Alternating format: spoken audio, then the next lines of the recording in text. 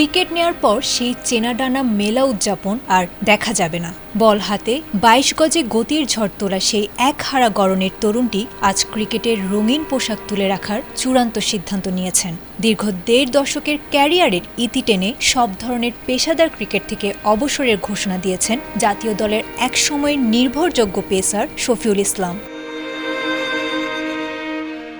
রোববার দিবাগত গভীর রাতে সামাজিক যোগাযোগ মাধ্যমে এক আবেগঘন বার্তায় নিজের এই কঠিন সিদ্ধান্তের কথা জানিয়েছেন ৩৬ বছর বয়সী এই পেসার। শফিউল লিখেছেন, বাংলাদেশের লাল সবুজ জার্সি গায়ে জড়ানো আমার জীবনের সবচেয়ে বড় গর্বের বিষয় ছিল। আজ ক্যারিয়ারের সবচেয়ে কঠিন সিদ্ধান্তটি নিতে যাচ্ছি। শফিউলের ক্যারিয়ার মানেই হার না মানা লড়াইয়ের গল্প।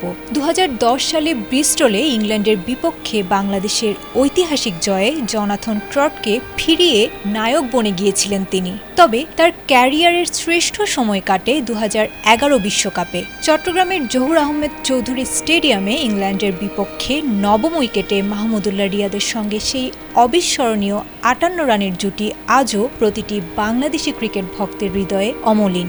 ২৪ বলে অপরাজিত ২৪ রানের সেই ক্যামিও ইনিংসটি বাংলাদেশকে এনে দিয়েছিল রূপকথার এক জয়।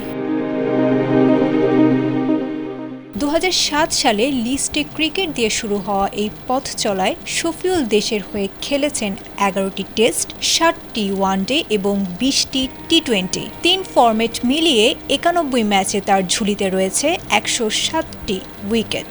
২০২০ সালের মার্চে জিম্বাবুয়ের বিপক্ষে মিরপুরে শেষবার জাতীয় দলের জার্সি গায়ে নামেন তিনি। তবে বিদায়টা হয়তো যতটা রঙিন হতে পারত ততটা হলো না। শেষ কয়েক বছরে ইনজুরি আর বিসিবির অবহেলার আক্ষেপ নিয়ে মাঠের বাইরেই কাটাতে হয়েছে তাকে। বিদায় বেলায় কোনো অভিযোগ না তুললেও শফিউল জানিয়েছেন, ক্রিকেটের সঙ্গেই থাকতে চান তিনি।